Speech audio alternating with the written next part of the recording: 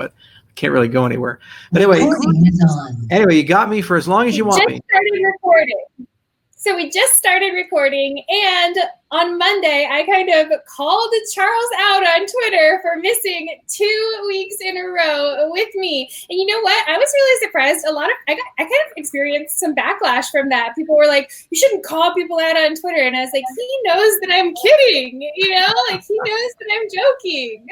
Yeah, and I apologize. The first time my dog ran off, and I live on kind of a busy street next to my farm, and unfortunately a dog loves crossing that street, and we've had a dog hit by a car before. And then the second time I switched the times, because when we rescheduled, we went from 7:30 to 6:30, and I thought it was still 7:30, so I was stuck at a dinner engagement. My cell phone was at 2% battery, so unfortunately I just couldn't make it. But anyway, you got me now, and as long as you want me, any questions you guys want to ask, this is going to be a fun interview. Awesome. I'm really excited about it, and particularly because I saw the video that you put out yesterday. Let me pull up the title of it, Division of Time, where you're really talking about like the need to overcome the maximalism and the immaturity that's present within the cryptocurrency community at large. Stop calling each other scammers because it makes it all look bad, and I couldn't agree more. Yeah, that was it's one of those long overdue videos. I wish every project founder would make a video like that. I mean, the reality is that people are looking at everything from sum zero thinking. So they say we only win if we're taking something from someone else. So if we go up, another project has to go down. If we get a developer, that developer has to come from another project. And that's just not true. The reality is that, crypto is a very small pond next to an ocean. And our growth can be mutual. We can have multiple multi-trillion-dollar chains at some point in the ecosystem, just like you have Apple and Microsoft and Google and all these other massive companies. Even though they're competitive, the fact that Apple succeeds doesn't mean that Microsoft fails. So we as an industry need to be better, and we got to get out of this maximalist mindset and say that the people we disagree with are criminals and scammers, because ultimately what that does is it prevents new people from coming into the space, because they say, well, why would I want to go into a bar where there's a bar fight? It's like I'll just go down the street. I'll go to the bar where people aren't stabbing each other with bottles, because it's not safe to go in there. I'll get stabbed too. Yeah, and why would I want to join a cult also, because it absolutely does look like that from the outside, Yeah, well, most new movements tend to look like cults. Like Apple sometimes looks like a cult, and there's certainly a lot of product evangelism. So where's that fine line between, I'm in a cult and I just really like a product, especially when people name their kids after something or tattoo your logo on your body. But Harley Davidson, people do that. They get the Harley tattoos and so forth. So people really do get into things. The Japanese have a word for that. It's called otaku. And it means like super fanboy or super fangirl, where they really get into it with Japanese discipline and diligence. That's awesome. Okay, so I have so many questions for you, but before we kind of get into it, this is something that Seth and I have been meaning to bring up on the last 2 live streams with you. Hey, we think it's awesome that you're watching our show, Bitcoin.com. We had so much fun interviewing Roger Ver, and we're looking for more subscribers on our channel. So it would have been super cool if you'd embedded our video instead of just like ripping it and then getting the views. So, we're cool, we're looking for sponsors. So in the publishing space, that's called freebooting. In the code space, well, you'd have to have something along the lines of a Creative Commons license or copyleft, or you'd have to pay attention to what GPL actually says before you just take somebody's stuff. So I'm going to be a little more serious about it, guys. You did take our stuff that was under just YouTube copyright, standard YouTube copyright. Bitcoin.com took your stuff? They did. Guys, YouTube does have provision for that, guys. We didn't set it to Creative Commons licensing, so we didn't invite anybody to take it wholesale and repost it somewhere else. We're not going to do anything about it, but it would be awesome if you guys wanted to work together, because we're kind of an independent media company, right? Yeah. And if the narrative is still anti-maximalism, guys, we are some of the biggest fans of anti-maximalism. We will be here. We're your huckleberry. One more comment on potential for advertising for the future before we move on to a million questions that we both have for Charles, and that's, today I'm wearing a shirt that's not one from our store. I'm actually wearing an IOHK shirt. Put up it. Yeah, it's from when I met you in Las Vegas, and you guys gave me one of these shirts. Oh, So yeah, that, so this is was not that paid Josh or media. Anna? Who was it? Josh or Anna who gave you the shirt? Anna. It was Anna. Oh, okay. Yeah. So yeah, we're not paid. This is not a sponsored interview, but I wanted to let everyone know that there were options for how our advertising is done on this show. See, yeah. So I got Awesome. my Massey Ferguson hat. After I bought a tractor from them, they gave me a hat. That seems like, you know, it seems like that and a kind of a standard warranty is the least they could do, for sure. Right. Well, no, they gave me the tractor for free, but the hat cost $60,000. You know, that also seems like a good business model. I got to start selling more hats. I know, right? Well, thank you for the support. You know, we try to give swag away at every conference that we go to. And I used to, when I was traveling with my secretary last year and the year before, we would carry this big suitcase full of T-shirts and other things, and we just hand them out as far as we could go. And it was always fun when we went to like academic conferences because you'd have all these scientists wearing the input-output shirts, and you always have this old professor like, who the hell is that company? What are these guys all about? Especially when we go to like a conference that's sponsored by Blockstream or Consensus, and there's more people wearing our logo than the platinum sponsor of the conference. That makes me so happy. Well, you tapped into something earlier on, Charles, that I think is so important within cryptocurrency, and it's that fine line between having a maximalist tribe that becomes toxic and then having a cult-like following that is kind of a business imperative when it comes to marketing.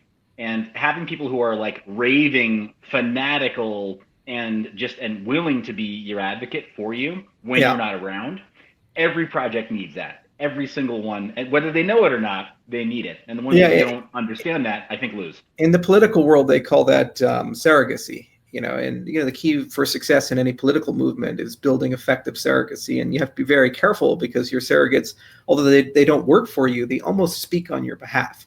So you have to have a lot of message discipline and talking points. I remember I was in the political world years ago. I worked on the Ron Paul campaign back in 2007, 2008. And I remember when I showed up, there was like 5,000 people that supported the guy. And then when I left just a year later, it's over 2 million people that were inside the Campaign for Liberty and the Ron Paul movement. So it's grown exponentially.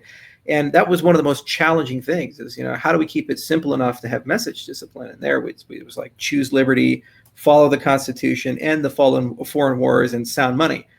So it's like really simple talking points. We had a nice reading list with it, and we went to every retirement home, church, every Republican meetup we could find, and we'd give a speech. And always from that one crazy guy who's like, yeah, you guys are talking my language. And we go over and talk to him and say, hey, would you like to be a volunteer? Hey, would you like to do this? And then we even did the Grassley. That's where you go to all 99 counties in Iowa.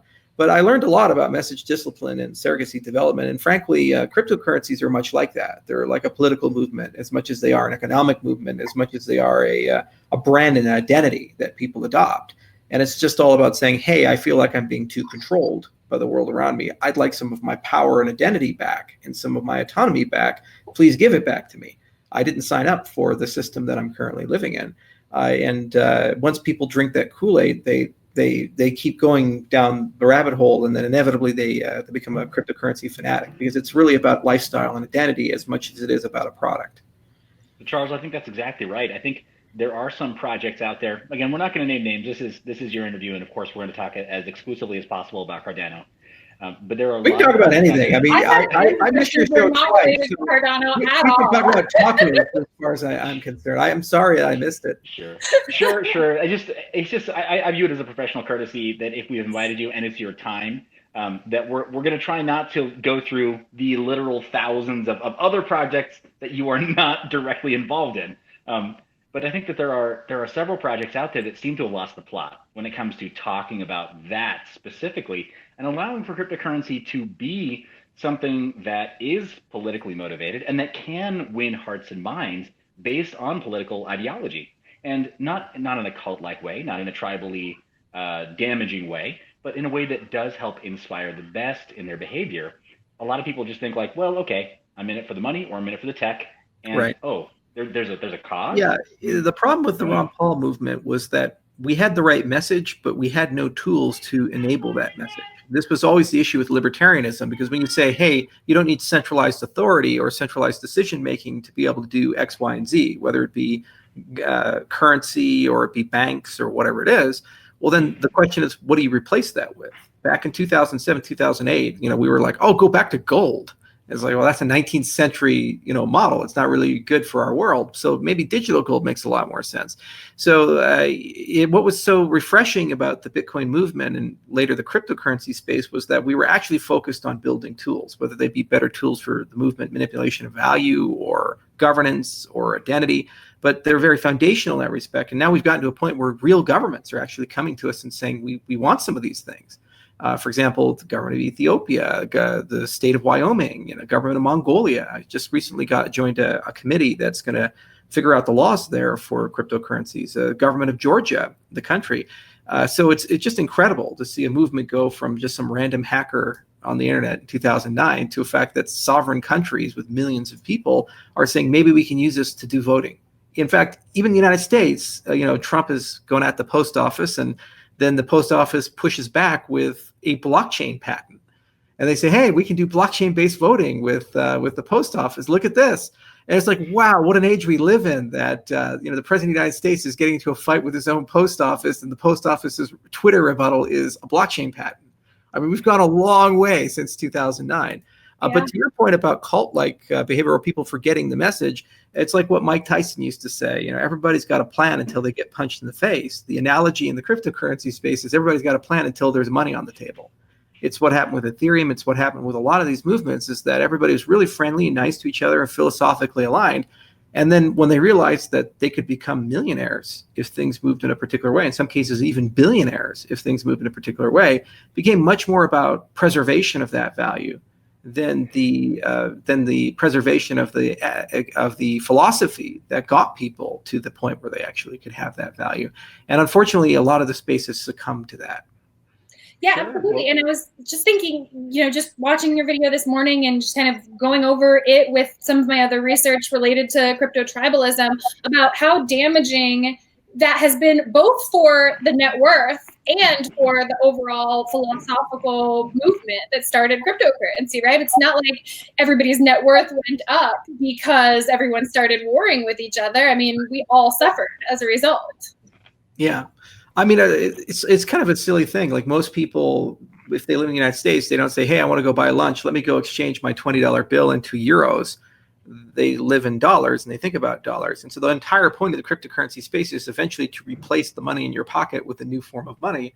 But now a lot of the people leading the industry are just counting down the days to when they can exchange their cryptocurrencies into US dollars. It's like, wait, what are we doing here? I thought the point was to transcend money, and create a new money that's better for everybody instead of just regressing back to the old. Because, I mean, this always happens. And we saw the same thing in the 1990s with the dot-com movement where everybody's like internet this and decentralization this and new business model that. And then suddenly you have $200 million going to pets.com, like a crazy business model that apparently is going to make money shipping 50-pound bags of dog food to people. I mean, it's like, it's just not sustainable. So Charles, never bet against pet care. In any industry. That was rich. People love their pets. They're going to buy toys and other shit. And it's like, okay, so basically you're BarkBox before BarkBox, and you're about 25 years too early for that. But things change, and you just work your way through it. And what you do is you never forget your North Star, which is your principles and your philosophy. And you remind people all the time. If you go to my YouTube channel, you'll probably see 24 videos that are political and philosophical in nature, where I said, hey guys, this is what we're all about. And this is what we're trying to do. And this is the point of the movement. And if you're here to make money, go buy Tron. I mean, they'll tell you all the sweet little lies you want about how everything is great. And, you're going to make 100X. The only way you make 100X sustainably is if the system grows in use and utility and user base to a point where it can sustain that. And there's natural demand for the token. I remember having dinner years ago at Smith & Wolinski with, you guys remember Ned Scott Steam? And we were talking about the Steam business model. And I was like, Ned, I love Steam. It's got this amazing thing for user acquisition. You pay people to blog. Great. So you're kind of like incentivized Reddit. This is incredible. But here's your problem. There's no incentive to buy the token. So you need a demand side to that, maybe ads or something. But until you get that, you'll have value leakage out of the system.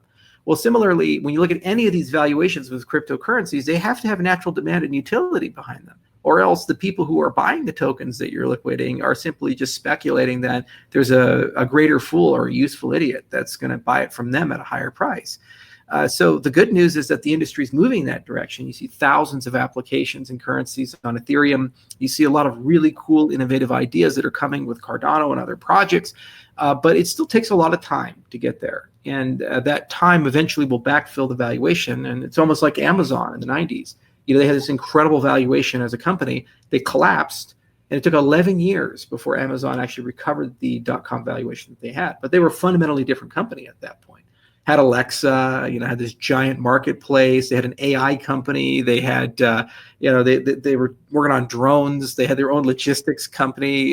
So it's like totally different firm. Amazon Web Services. Sure, yeah, not for nothing. The majority of blockchain is thanks to Amazon, whether people like to admit it or not. Exactly. Yeah, AWS is like the backbone of most blockchain systems. Yeah. Yeah. So apologies for the interruption there, because you brought up the 800-pound gorilla in the room. Anytime we talk about distributed systems, and then Amazon enters the chat, it's like okay, the party's over. Yeah. But on that note, you brought up a couple of projects that most people, when they think about Cardano, and when they think about, frankly, about your career so far in blockchain, you brought up a project that a lot of people associate you with. And without going there, what I'm curious about is Ethereum Classic. I've been having a really difficult time getting anybody from Ethereum Classic to chat, and I think it's because they're anticipating I'm going to try to grill them. They've had a lot of bad press over the last couple of years with a couple of 51% attacks and successful hacks. I also have questions about Ethereum Classic and your most recent funding and governance proposition. Yeah, we're going to have some fun with this conversation, it looks like. Yeah. Well, and you can, like we don't invite anybody on. For me, the channel, it was built on primarily proof of work, talking to smaller altcoin gems, discovering projects like Loki, discovering projects like Zelcore, discovering projects that frankly nobody'd really heard of, and they assisted miners in contributing meaningfully to those networks and winning big. So I feel really good about that, and it's never been with the intent of trying to grill anybody. And obviously, just because you guys are big players, it gives me no joy to try to take cheap shots, and it helps nobody to engage in that timbre of conversation. You can get rid of the disclaimer. I mean, I'm a big kid. I can take whatever comes. Well, at the same time, again, I just want you to know who you're talking with, right? Because I know you probably haven't heard of anything we've done before or seen any of the interviews, but it's just not. It's a terrible game to play. I don't appreciate how everybody thinks it's the best possible thing is to find the technical flaw, right? And say like, well, you're fundamentally an idiot because we have a market for that. It's Tone Vase and Chico Crypto and these other guys. That's their whole shtick. And actually recently Max Kaiser's gone down that road. I think he's lost his goddamn mind. I mean, he compared me to Jeffrey Epstein because I took PPP money. I don't really understand how you put these two things together, that I get a payroll protection for one of my companies within my company, and we use that to maintain full employment for a division that's taking an 80% profit hit due to coronavirus. But apparently that now makes me equivalent to a man who has a pedophile island. It's like, come on, Max. That's a little out of range. Let me ask you. Let's ask you these questions about Ethereum Classic, and then we'll compare you to Hitler or somebody appropriate, right? That's not Epstein. But Hitler is so overdone. We have to have like the hipster evil dictator, like Pol Pot or something like that. Che Guevara, right? At least he's cool, right? Yeah. So we'll come back to the evilness later on. But Ethereum Classic, right? A lot of bad press. Unfortunately, it's really unfortunate. Because I think that a lot of the leadership and a lot of the community, it's deserved in a certain respect. So let's talk about the history of Ethereum Classic. Where the hell did it come from? So I was around in the very, very beginning in 2013 when Ethereum was created. And there were two groups of people that lived in Camp Ethereum. There were these world computer people, and Stefan Tuwal was a really effective communicator for those people. And he really pushed that mindset and did a lot of video content and got Vitalik to do video content. And then there were kind of people who lived in Bitcoin land, but they got really tired that Bitcoin couldn't do more. And they loved the ethos of Bitcoin, the immutability. And we eventually created this concept called code is law. And now Gavin Wood named it. He called it illegality. So he was going around in early 2014 doing these presentations. Illegality, you can even see him still on YouTube. And so there was a group of people that came into the Ethereum space who had that mentality. And when Ethereum did its crowd sale, it didn't really differentiate in the prospectus, oh, well, we're the code as law people or the world computer people. So they took money from both camps, which had strongly different philosophies, different values. So when the DAO hack happened, those camps went from, we understand each other, we're friends with each other, we're complementary, to, what the hell are you doing? You know, you're crazy, don't do this. This is fundamentally compromising the integrity of the product. On the world computer side, they were saying, if we don't do things like this, the system loses legitimacy and it can't evolve to a point where it can actually achieve that mission of billions of users. The code as law people say, by doing this, you destroy all legitimacy forever in the system, and you're no better than the bailouted banks 2008 that inspired Satoshi to create Bitcoin. So whether you believe in camp A or B, the fact that money was taken from both camps, my argument was that the Ethereum Foundation should subsidize both sides. And then the market will ultimately decide which one is the one to go with. So anyway, they had no appetite for that. And they decided just to go with the world computer side. And they went in that direction. And about 10-20% of the population stayed behind, and it went to the Ethereum Classic side. And I said, well, all right, well, since I have this viewpoint, I should put my money where my mouth was. So I came back and I spent $1.5 million building a full node in Scala. It actually works with both Ethereum and Ethereum Classic. And we hired PR and media people. Like we did Let's Talk ETC, and we hired community managers and so forth. And the community got very stable. And then it got to a point where I said, well, look, you can't define a cryptocurrency by what it's not. Like, imagine if Bitcoin Cash woke up and said, we're not evil Bitcoin. I mean, no, Roger has a vision, whether depending on who you ask, that may be some of the messaging at some point. He's like, we're cash, and we're going to focus on merchant adoption, and we're going to make that as easy as possible. And he goes and fights for that every single day. You know, you can love Roger or hate Roger. He's at least logically consistent in that respect. And obviously, they've had issues like SV and so forth. Well, so for Ethereum Classic, my argument was, well, guys, we need to decide, is there going to be funding available to pursue a roadmap? And either we have to choose simplicity or complexity, but we have to decide where we want to be, and we have to finance teams to get there. And there was no ICO, and volunteer funding is really not going to cover it. In 2017, we pushed that argument, and the community said, we don't want to do it, Treasury. It's against our values. Yeah, I said, fine. So I bowed out. I left for years. And I said, all right, well, you want to run the experiment, go play for a few years with decentralized funding and custodians and people, and let's see where you take the project. And so fast forward years into the future, 2020, the entire industry's moved on, and every year we've seen less and less hash rate, less and less adoption, no deployment of meaningful projects, and it's gotten to the point where there's only one real custodian in the ecosystem, ETC Labs, and all they do is just copy-paste changes that Ethereum does. And the problem is Ethereum 2 is going to basically change the whole roadmap to a point where that can't be done anymore. So the time for choosing has come, and the Ethereum Classic community has to decide. Do they want to turn into NXT or Peercoin or any of these things you and I remember from back in the day that were fun and exciting, and for a while they were really sexy, and then suddenly they lost their community? Or do they want to go do something and become like a Litecoin or something else that has some permanence and stability and durability and has consistently been something that people mention and talk about and want to do something with? And so I said, well, the only way we're going to get there is by some notion of funding, and can't do an ICO in that type of ecosystem. So the only other option available is a decentralized treasury system.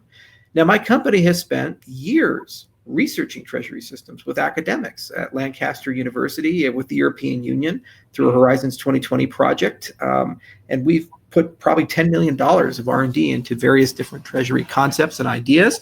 And we've become very comfortable in navigating these systems. And we've put one into Cardano, which has $140 million available for the community to spend. So that's a very significant thing. And it means that anybody building on Cardano knows that that funding is there to preserve the system and give it some stability and permanence.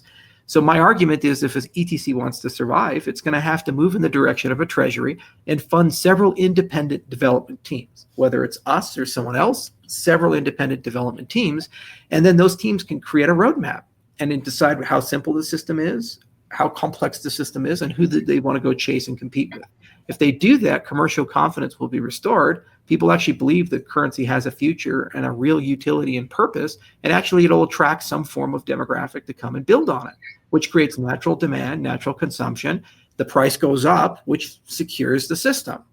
It's a 51% attacks are only possible when your market cap falls low enough to drop your hash rate low enough that it becomes reasonable to do an attack within a certain window. You could do a 51% attack on any system, hypothetically, even Bitcoin. But for Bitcoin, you need billions and billions and billions of dollars to be able to conduct that attack like that. So it's just too expensive. So the only way you're going to get ETC to permanently inoculate itself from 51% attacks is you have to get it sufficiently valuable. And the only way you can accomplish that is have something real, a real roadmap, real well-financed independent development teams with checks and balances, and real adoption of the underlying technology. We tried it their way for 4 years, and we stepped away and said, okay, you guys go have some fun. And now it's at that edge where if they do nothing because F2 is going to cut their roadmap off, there's no future for the chain if they keep going with the status quo. So we came back into the community and said, look, we're here. We will write some ECIPs. We'll participate in your really terrible governance process, even though it's very painful. We'll still do it as a show of good faith. And if you guys want to move in a productive direction, we feel this is the best way to do that. If you want to move in a different direction, that's fine too. But there needs to be consensus on that instead of what's going on right now, which is do nothing, don't innovate, don't fund anybody, and we'll copy paste solutions from Ethereum. So it's just a terrible situation for everybody. I don't think anybody likes that status quo in the community. So if we accomplish anything, at least we can get the community to solidify around a point and a roadmap and a direction. And maybe that's a direction that includes IO Global. Maybe that's a direction that doesn't. I don't care. I just want the project to live on and succeed. And I'd like to see it actually be something that people respect and people actually look up to. And they say, oh, that's a good project. Yeah, there's a lot of merit there and there's good people in that ecosystem. We may disagree with it, but at least they have a reason to exist and a right to exist. And they do something above and beyond what Ethereum does, for example. So you gave the Ethereum Classic community, you said 7 days a week to respond. It's been 2 weeks now. What has the response been? Well, that's the amazing thing. So these ETC Labs guys, we don't understand them, and they're, in my view, very duplicitous in a certain respect. They said, we love having you guys back. Let's go have a meeting on Thursday to talk about the Treasury system. We said, oh, that's so exciting. We'll bring our people, we'll roll it all out, and we'll have a dedicated meeting about it. Wow, I'm so happy that they're so receptive. And then immediately after they say that, 2 days before, they go to Cointelegraph and get an article written saying ETC rejects Treasury. I was like, wow, you apparently speak for Ethereum Classic, ETC Labs. And they said, no, they misquoted us and we have no control over the media. Then the next day, the day before they told us to come and talk about the Treasury, they wrote a blog post against it. Never called me, never talked to me, none of these things. There's a lot of shenanigans there. I say, okay, so then we show up for the Treasury meeting, we start presenting, and then the CEO of ETC Labs says, we've heard enough from you. So the problem is that they've created an enormous amount of ill will in their own community. They've stolen GitHub repos, they've silenced people, they don't fund anybody, and they have a lot of doublespeak there. And so their own community is lashing out against them if you go to the Discord. And we said, look, guys, we're here to help. First, with the 51% attack, we have a solution for that. There are other solutions, but we'll present our solution and we'll try to help you guys resolve that. Second, we're here to solve the long-term problem, which is there's no direction or clear roadmap for the ecosystem as it stands. And if you polled 500 dApp developers right now, and you asked them of the 500 options you have and rank them on a list of which ones would you deploy on, I'm guaranteeing that ETC would right now be close to the bottom on that list. So the product is not competitive. It doesn't have a real life roadmap. What I'm trying to do is bootstrap a conversation about what are our values and how are we going to get to a point where it's competitive for some subset of developers, and how do we make sure there's certainty that we can execute. And it's not good enough to say that community funding is just going to materialize or volunteerism is going to materialize. So right now, go ahead. Sorry, there was a delay on my feed, so I missed some of that, and I didn't know that you were still talking. I apologize. No. So anyway, just concisely, we're in the middle of all of it. So we have an ECIP coming, 2 of them coming on Wednesday next week, the one for the Treasury, one for the 51% attack. And as I mentioned, we're trying to follow the formal process, but to give you an idea of how weird the process has been, they told us to go to a filtering meeting on Thursday. We did. They scheduled it for 6 a.m. my time. And actually, for some of my people, 5 a.m. We show up in force with scientists and engineers, and we're ready to talk about 51% attacks. And they tell us we only have 5 minutes on the agenda. We can't do a presentation. We wait for our time to talk, and then they end the meeting early. And then they tell us it's a filtering meeting, but no voting is going to happen. I don't understand how you filter when no voting happens. It's like, okay, so I made a video on the back end of that. So I think it's just the classic case of people that want to lord over a very small pond and be a fish in that small pond and keep the status quo without fully appreciating what they're doing to the water. They're poisoning it. And so we hope that we can find an amicable way to work with them. But at this point, we don't care. We're writing ECIPs. We're going to give it to the Ethereum Classic community, and it's their decision what they want to do. And if there's enough consensus behind the ECIPs we've written, we'll pursue it. If there's not, well, then at least I hope it provokes a conversation about what is the alternative. It's not good enough to oppose what we're saying. You have to show a vision. You know, love Vitalik, hate Vitalik. The kid has vision. Wakes up every day, says, this is F2. $10 million to Starkware. They're going to do Starks. We're going to give money to this plasma project. We're going to go do this sharding thing. We're going to go to Stanford and talk to the scientists there. And here's what the F2 roadmap looks like. You can think it's practical or you can think it's boiling the ocean. But he wakes up every day, eats his Wheaties, puts his little unicorn shirt on, and he fights for it. The same for Dan Larimer with EOS. You can love the guy, you can hate the guy, but he has vision. He says, this is what EOS is about, and I'm going to go fight for EOS every single day. Now, you can think he's crazy, but he legitimately believes that what he's doing is best for the blockchain industry, and he has some track record to demonstrate that. So if you're going to oppose the ECIPs that we're proposing, then our only ask is propose a different idea, a different vision, and be clear about where's the money going to come from and where's the decentralization going to come from. And if the answer is, well, we'll just give grants to people, so then it's patronage. It's the golden rule. He who has the gold makes the rules. So in other words, you've centralized the entire project to your coffers and beneficence. That's what Blockstream tried to do with Bitcoin, to the consternation of many people. So it just makes no sense. And, you know, open source has a long history of being chronically underfunded. If you go to like GNU PG, if you go to OpenSSL, you go to many of these foundational projects that millions of people use. A lot of cases, it's one or two dudes either working for free or getting like maybe a grant every now and then, like Mailvelope. One guy maintains that for 10 years, and they are projects of passion. And when they screw up, you get heartbleed. When you screw up, you get these major bugs that have catastrophic damage on a third of the internet, or to your ability to have privacy or safety. It's insane to go and say, we're going to build infrastructure for people's money and their privacy and their security and deal with these hyper complicated distributed systems, but then we're not going to pay anybody. Or, you know, we're going to rely on donations and goodwill. It's like, what is this, PBS? We're having a telethon and, you know, call in and donate to Mr. Rogers. It's nuts. Yeah. At the same time, though, I mean, let's be real. OpenSSL is not as sexy as an iPhone, and it never will be. And that's why you should pay, so that OpenSSL is reliable and secure. And this is why Microsoft is rebuilding the entire web stack with formal methods, because no one else is doing it. Then we just have to hope that Microsoft's approach is good. I mean, this is the problem with patronage, and this is the problem with volunteer open source projects. They get co-opted by large companies who have the treasury to pay for things, and as a consequence, they get to decide where the standards go. They get to decide what the next version of HTML looks like, or the next version of JavaScript looks like, and whether that's good for you as a consumer or not has nothing to do with it, because the open source community does not pay their people enough. Now, we do pay people in the cryptocurrency space. We pay 100% of all the taxes to miners. This is the insanity, too, of the anti-treasury argument. They're like, we're totally cool paying these miners who sometimes burn the house down, all of this inflation, and we're all getting taxed for it, but we're not okay paying the developers maintaining the software. It's just a bizarre, logically inconsistent argument. Nothing works without the software. And if they fuck up on the software, you lose all your money. Isn't that a higher priority person to pay than the person who gives you security? Yeah, I think it's very easy to create a straw man out of the mining community in general, and view everybody who does mining as somebody who's willing to slit their own throat, right? To just to make a profit.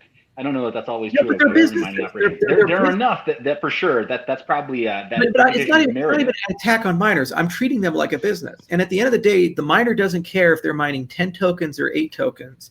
What they care about is, what is the ROI on mining those 8 tokens versus those 10 tokens? You get more tokens mining a Litecoin block than you do a Bitcoin block. Which block would you rather win as a miner? You see, so it's all about is how valuable is the network. And so treat miners like what they are. Don't call them mercenaries. Don't call them bad people. Just treat them like businesses. And say at the end of the day, it has to be a profitable business for them.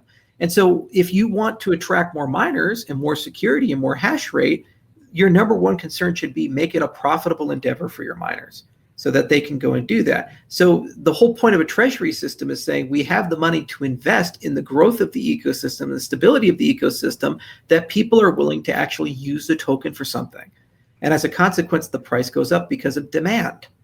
And if the price goes up, those 8 tokens they get are worth a lot more than the 10 tokens they would have gotten with a market cap 300 or market cap 500 project.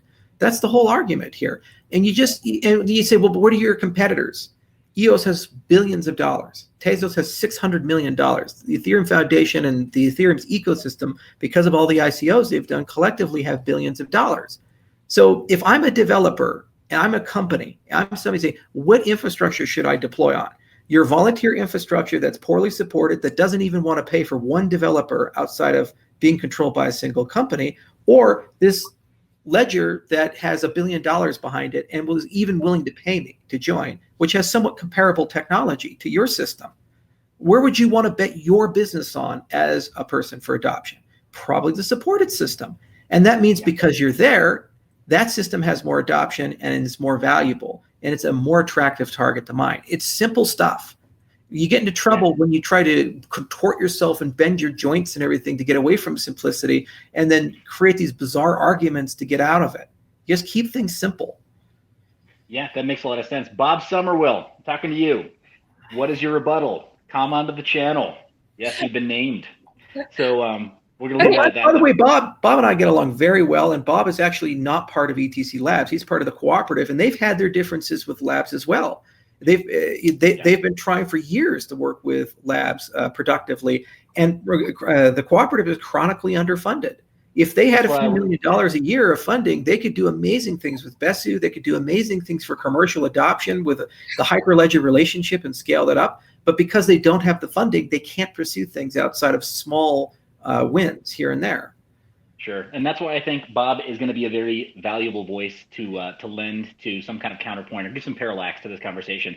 Without talking exclusively about Ethereum Classic, Nicole, did you have additional questions? Yeah, I do. So I wanted to, you guys are talking about, ease of usability and different products that are sexy or not sexy within the space. And one of my questions is about, with so many crypto projects geared at products, ease of usability, so that consumers can easily use them without necessarily understanding exactly how they work. Do projects like Ethereum Classic that are still stuck having, kind of nerdy debates that mostly only developers and those who are heavily involved in the crypto sphere really stand a chance of understanding? Or would their teams and potential investors be better off abandoning them and joining teams that are more geared at mass adoption? What good is innovation if few can use it? Yeah, that's a great question. I tell you, one of the most rewarding moments I had in my career in the cryptocurrency space is when we did a deal with New Balance. And they said, hey, go build an authentication product with us. And I said, okay. So we spent months and months working on it, going back and forth. And it was just a great product and great project. And so they invited me to the Los Angeles store for the opening of the Kawhi Leonard shoe line, and where we actually got to see the authentication project in action. And so I know nothing of sneaker culture, and I don't know about sneakerheads or any of these things, but apparently it's like a big deal. So I show up, and there's this huge line of people that are going outside the store, and you see all these sneakerheads come on in, and they're grabbing their Tangem card, and they're authenticating their shoe with a cell phone app, and those are actually transactions on the Cardano blockchain. They have no idea that they're dealing with a cryptocurrency and a transaction on the Cardano blockchain. They're just using this cool little card that's got real chain on the side and it has New Balance on the other side and buying shoes. And they're like, man, this is a great way of authenticating a shoe. And because those certificates exist, you can use them for resale. So when you sell your shoe, you can show it's authentic because you have that card. So it's real value to the consumer. And it's a novel, interesting thing, and it's $1 trillion market, the whole authentication anti-counterfeiting marketplace. And every luxury brand has terrible problems with this, whether it be Jimmy Choo or Louis Vuitton. I mean, Rolexes, 9 out of 10 are fake. So that's an example of where the consumer doesn't have to understand the underlying technology. It just fades into the back, and they don't particularly care if it's the Cardano blockchain or the Ethereum blockchain or any of these things. All they care about is when it says it's real, it's real. That's right, it works. Yeah. It works. And so that's where we're getting to in the industry. In the next 5-10 years, we're moving that direction. Everything from blockchain-based voting to authentication, to moving of money, all this stuff. There's going to be a day when you have a bank ledger and it says $1,000, and those are $1,000 of stable coins, not actually USD. But you as a consumer just treat it that way, and the payment systems treat it that way. So you can't differentiate US dollars issued by the central bank versus US dollars issued by Circle USD or Paxos Standard or any of these other guys. And do you care? No, it just fades into the back. And what's great is that enfranchises a lot of people. I live in Colorado. We have a huge marijuana industry here. They can't get a bank account.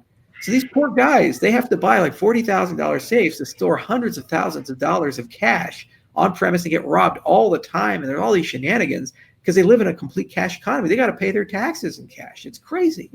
So they would love to be able to convert that cash into an alternative like a Paxos Standard or something like that. And then they can use that to basically safely store their money and not have to worry about having millions of dollars of cash laying around and their employees robbing them or something like that.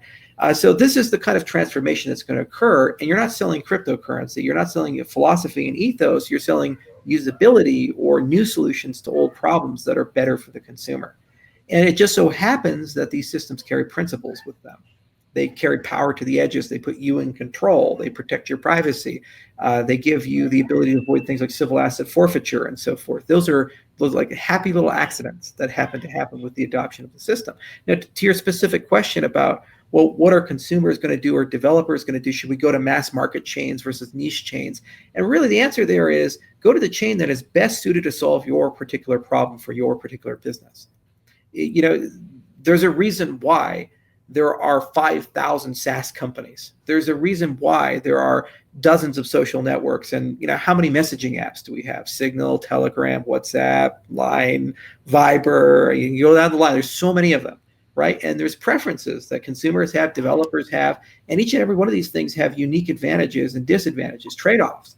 And for certain businesses and use cases, those trade-offs are a no-go, and others you don't care. And so there's going to be an internet of blockchains. Maximalism is not going to win out in that respect. The key is, though, that you have to be good within your vertical. So it's not about saying we're going to take every customer and do everything. It's about saying of the things we claim we are going to do as an ecosystem, we got to do those well. We have to have a great experience with those things. And developers who want to do those things, they have to feel like the platform is working with them as a partner instead of against them. It's why we created Ethereum. Because everybody who started with Ethereum started with Bitcoin, and we had projects like Mastercoin. Jeff Wiltshire was a core developer there. Color Coins, Vitalik was a core developer there. I had built BitShares with Dan. So we had all had things that we were trying to do either with Bitcoin or an alternative system, and we couldn't do it easily with Bitcoin. It took 6 months just to be able to issue an asset with Bitcoin. It's like 5 lines of code with Solidity. It's so easy to do on Ethereum. So we created Ethereum to be a platform to solve the things that we wanted to do. And similarly, there's many, many options you have for your vertical, whether it be a governance vertical, a value chain thing, a supply chain thing, it be a vertical for identity. There's a million ways to cut that up, and there's going to be specialized chains that do that. And there's going to be some that are generic universal systems, and we'll see how the market materializes. Historically, it tends to consolidate around a collection of monopolies, like we saw with Windows and Google and Amazon and Facebook. But there's no reason for that to be the market configuration. It's entirely possible that we could have 5,000 standards that live and they're just interoperable with each other, like we see with Wi-Fi or cables or these things, where there's a loose standard and everybody can build a router and talk to it. And you don't particularly care if it's a Samsung router or an Asus router or so forth. Awesome. Sure. All right. So I have so many questions related to what you just said. First, Sure. I want to ask you a question that I promised in Bozak that I would ask you, and that is indica or sativa? Indica or sativa? Yep. I think he just wants to know your preference. Come on, you're a Colorado native. You have to know what this question refers to. I do. I'm just questioning the wisdom of taking a position. I'm gonna pass on that one. Okay, all right. I'm gonna double down. You can't plead the fifth on this one because first off, we're not cops, so we don't have to respect your rights. And the people want to know. I mean, if you're gonna be opinionated, this is the time. So if you have to think about it, think about it. Well, you got to remember, I'm from Hawaii. We got Maui Wowie. So no, I'm gonna politely pass on that one. But I will say that Colorado is a wonderful place, and we have many recreations that people thoroughly enjoy. And as a farmer, I really enjoy growing fruits and vegetables and all kinds of things that are quite fun. Okay, so I want to move on to, we talked about New Balance. We talked about New Balance the time that we met in Las Vegas also. So neither you or Jeremy were successful in your request to get New Balance to undiscontinue my favorite shoes. So you were starting to get into sneaker culture, and I'm curious if you have any recommended models that you think I should check out. Nike is always the king of the roof. In fact, they just dominate. I think they're like 70-80% of the market share. But I wear Skechers every day. It's so damn comfortable, and they're cheap, and it's the Skechers store is nice. But New Balance has a lot of great lines as well. But I guess it just depends on your preference. Like, are you using it as an athletic shoe? Is it a stylish thing with multicolors? Are you representing a brand or an ideology that you fight for? So that's a really preference. It's like asking, like, what's your favorite purse? Is it a Christian Dior? Is it a Steve Madden? What are you doing? Actually, I don't think Steve makes purses anymore. Do they? I know Coach and Dune and Burke make purses. I think Steve used to, but anyway, now he's doing Freebird. Anyway, so it's a taste and preference thing. I stay out of fashion. Okay, all right. So let's move on. And I wanted to. So I know that it looks like Seth's battery is really low, so you may disconnect. And if you do, we'll see you. Bye, Seth. So I wanted to ask you. So I know that you don't really like to talk a lot about your contentious split with the Ethereum community, but you kind of, at this point, know that my larger project is about crypto tribalism, and I'm hoping it would be okay if I ask you some general questions about, you don't have to get specific, I'm not going to ask you about anyone, but kind of about your time and experiences. Sure. Awesome, thank you. Okay, so what are your thoughts on the older Ethereum Classic, Ethereum split? And I'm looking at it relative to the Bitcoin Core, Bitcoin Cash hard fork, which resulted in BTCers calling Bitcoin Cash Bcash as a derogatory social media campaign, which they then hit back with calling BTC Bitcoin Core. Does such a thing exist within the two Ethereum camps, where ETCers think they should have gotten the name Ethereum and had Ethereum called something else? Or has there been any discussion around that at all? I couldn't care less at this point. It used to be a big discussion years ago. And, if you want to go from a strictly technical sense, the chain that has the original history ought to be the original chain, and the chain that alters the history ought to be the forked chain. And because the chain that altered history has more hash power and value, it's the other way around. But does it really matter? No. And it's a pointless fight. It's just another example of the things that divide us instead of the things that bring us together. And I think there's just no purpose in that. And I left Ethereum before the Ethereum Classic Ethereum split. And I came back specifically because I felt I had a moral and fiduciary responsibility to provide options to people, and I felt Vitalik wasn't going to do that. But I never came back with the idea that Ethereum Classic should dominate or replace Ethereum, and Ethereum was somehow an illegitimate chain. I mean, at the end of the day, projects have the right to change things. Projects have a right to hard fork. They have a right to go in a different direction. It's just that you might not take everybody with you. This is how new religions form. You start with one, and then some people get strong philosophical differences, and then it kind of splits off, and you end up with two, right? So similarly, that's going to happen in our own industry. Different languages, different religions, just let people do their thing. I think it's far more productive to focus on the things that we have in common. We're both smart contracting systems, and we both have similar security issues, and we both have similar designs. So there's a lot of collaboration that can happen there about making that experience better for both ecosystems. And there's been a lot of attempt to enable that. The most recent was done by Virgil Griffiths, and he would go to the Ethereum Classic summits, and he tried really hard to build a strong relationship between the Ethereum Foundation and the Ethereum Classic people. And for the most part, he actually accomplished that. And it really meant a lot to us when I was there, and certainly after I left for people there as well. But I just don't want to relitigate the past in that respect. It's not really important or valuable. Sure. Yep, that makes sense. Okay, so I want to you've been the public face of a leading cryptocurrency for some time now, and I'm kind of curious about what kinds of pressure someone who operates the face of a cryptocurrency experience, and would you compare them to the pressures faced by CEOs of publicly traded companies, or more like celebrities, a little bit of both? And what do you do to help cope with some of that pressure? And have you ever cracked? It's hard. I was not prepared for it. I was in my mid-20s when I entered the cryptocurrency space, and I wasn't like a military guy or so. I started with mathematics, and so it's like far away from people and pressure as you can get. And the hardest thing you do is like think really, really deeply about something no one cares about. So going from mathematician to like face of company with high stakes and billions of dollars and lots of criticism every single day. It was a surreal experience, especially the first few years, especially given just the utter lack of empathy. And I had seen it in the political world because I'd worked on the Ron Paul campaign, and I saw brutal criticism being levied on Ron or other political candidates. And I actually was in the room, so I knew the things that they were saying were just not true. But I'd hear people say it, and I said, "Wow, that's tough." And then Ron would say, "Well, that's politics. Get used to it. If you don't have a thick enough skin, get the hell out."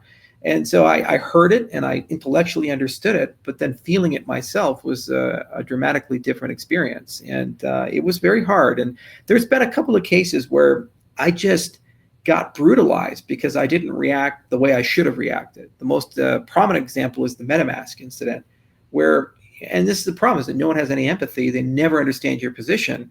I had just spent 6 months and about $500,000 building a product.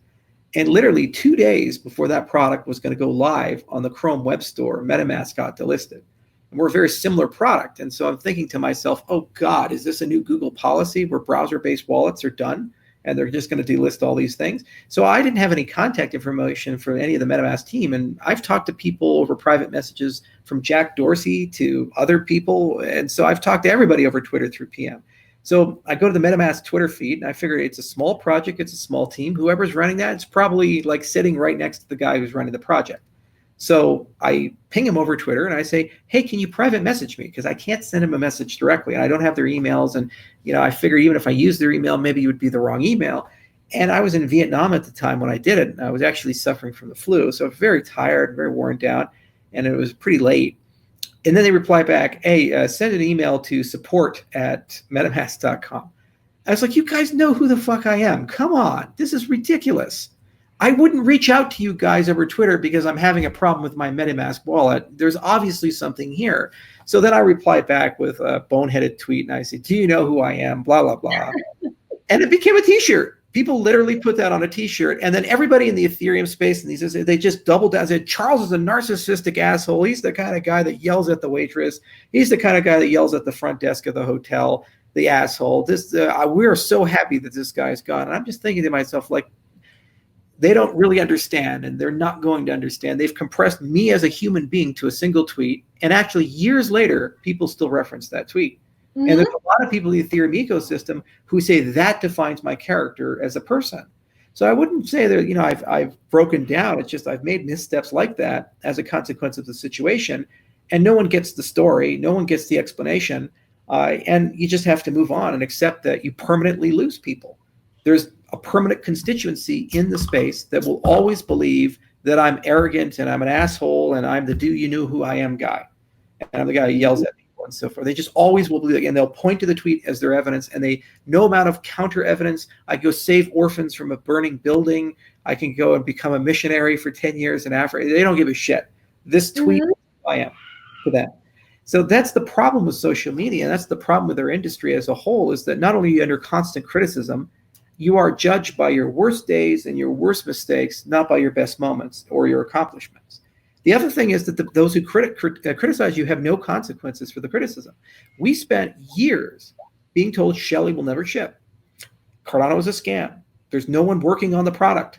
Years. We're the #1 developed product by commits, GitHub commits. And we have one of the largest developer teams in the world and the largest academic team in the world. We've written more research papers than any team ever. And we launched Shelley, an amazing launch. where we literally went from a federated system to a decentralized system, preserved the history. We have 1,000 stake pool operators. We have this huge community, and it went without a hitch. The network never went down for a single second. And then what do our critics say? Oh, it's easy to launch proof of stake, and everybody else has done it. That's not an accomplishment. And they go to the next thing. How come you have no smart contracts or dApps on your system? Because our language doesn't support it yet, you dummy. But it's like, what criticism do they get for spending 3 years saying I'm a criminal, I'm stealing people's money, we're not actually working on the product, we're lying to everybody? They publicly say this, they make YouTube shows about this, and then we get to the end of the rainbow, we actually show that they're all wrong, and there's no criticism to them. There's no consequences for them. They just move on to the next attack. And then after we launch smart contracts, it'll be the next attack. And then after we do that, it's the next attack. I mean, Tone Vays still attacks Ethereum. He still says it's a security. The Securities Exchange Commission said it's not a security. But according to Tone Vays, it's a security. And you just think the people who decide that have already said it's not. And you go on your show every day and say it is. Well, it's kind of tough because this is somebody who's criticizing, who's gotten used to criticizing from the cheap seats. And even though he's kind of like, he's moved forward in the arena, he's not in the cheap seats anymore. He just, nobody's ever properly put him in his place, I'm sure. And like you're mentioning all these other things, like you have a lot of people in the space who are either, maybe they're not right directly in the action, they're not in the arena, they're not actually doing any of this stuff, they're not committing any code to any meaningful projects. But you got a lot of people who've been orbiting this for so long that they do get used to hurling insults and throwing criticism. And here's the other problem: it enables people who shouldn't do it to do it. Like, it would be one thing if it was Chico or Tone or these other guys. It's like, this is their business model, okay. But recently, Adam Back compared me and Vitalik and Dan to Charles Ponzi, the CEO of Blockstream. Now, we know Adam. He knows me. I walk into him at conferences all the time, including academic conferences, and his people have sat down with my people at these conferences and discussed academic work. He knows damn well that we're a legitimate company. He knows damn well we're a legitimate project. He may disagree with proof of stake, but now he feels enabled and empowered by the recent surge of maximalism to go to Twitter and say, I'm Charles Ponzi.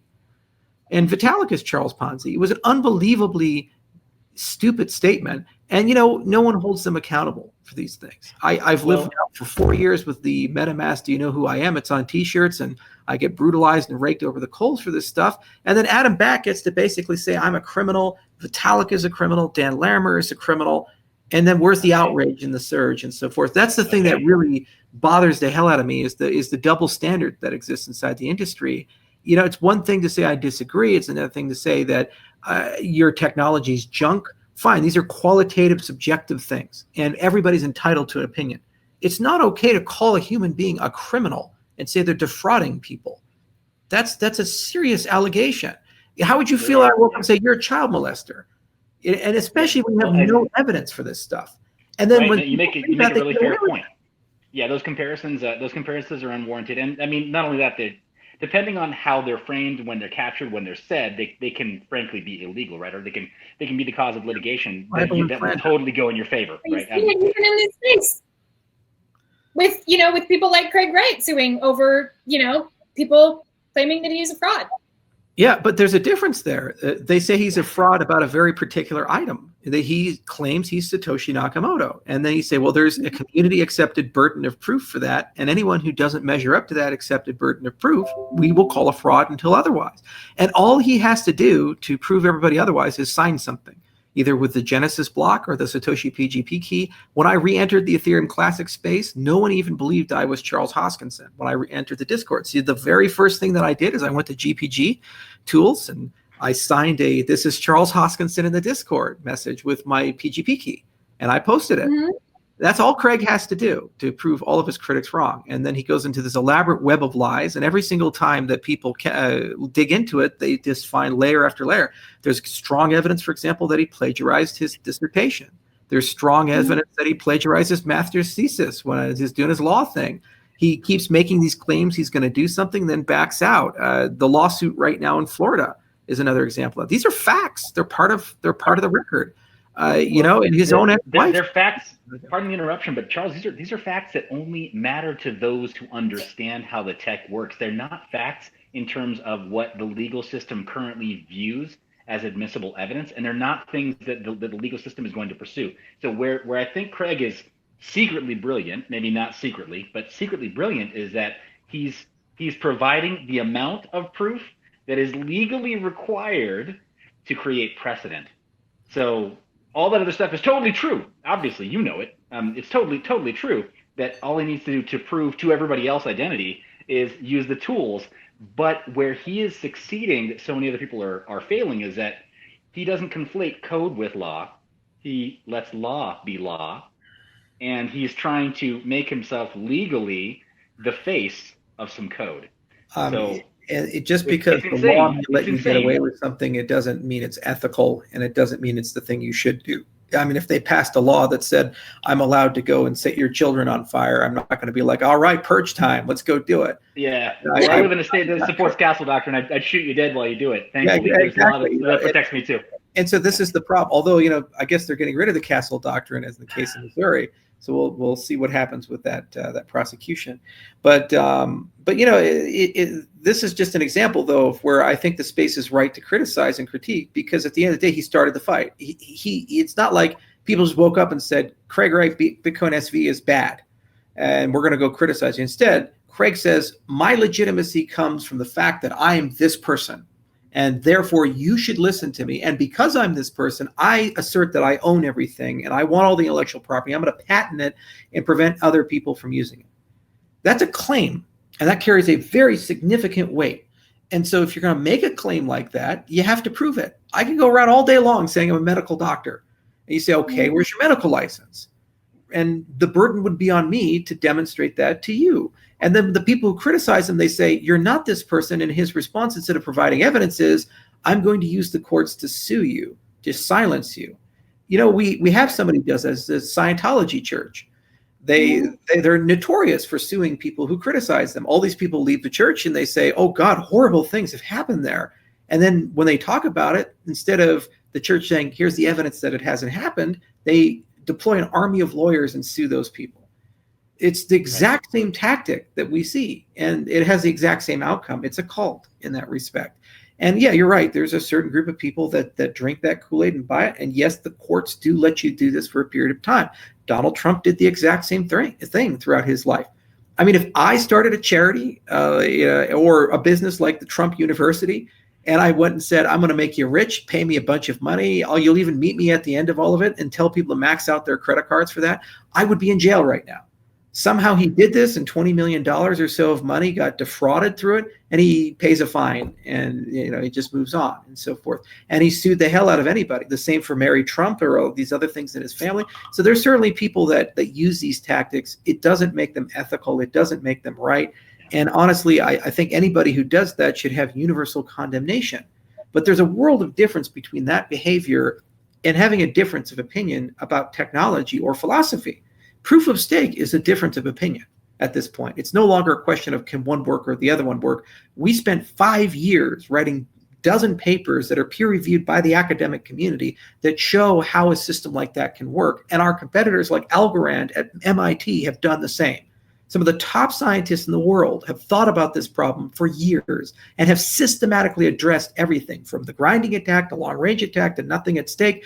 And there's exhaustive, detailed mathematical proofs about this and working systems in production that no one has successfully attacked. So you have multi-billion-dollar systems in production, you have papers, you have the academic community, and you have the brands and reputations for it. So you can no longer say it's perpetual motion and it's a scam. And it's now, I disagree with how that system gets consensus. I don't think a plutocracy is fair.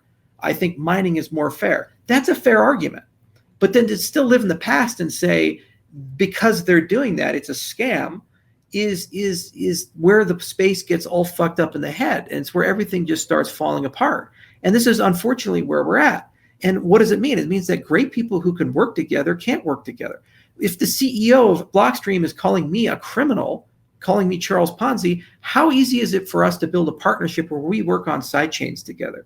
One of the core elements of sidechains is something called NEPA-PALs, non-interactive proofs of proof of work. We proved that and solved that back in 2015, 2016, to accept derivative work like Fly Client. Other things are coming out of that. We could very easily work with Blockstream and figure out an approachable way to bring NEPA pals into Bitcoin to give great light clients and beautiful sidechain support. We're already discussing this with Litecoin and the Bitcoin Cash community. They're going to write a LIP and a BICP soon. Okay, so we could easily do this for Bitcoin to the net benefit of all Bitcoin users. But how the hell do I work with Blockstream when the CEO is saying I'm a criminal? Yeah, I think the beginning of that sentence is what many other entities and many other groups in the blockchain space ask, though. So, and again, to circle back, I don't want any of our viewers to misunderstand. When I was talking before about CSW and some of the claims in court, that was not me excusing his behavior or condoning it. It was just to say that there are things that are legal and setting up legal precedent and using the what will eventually become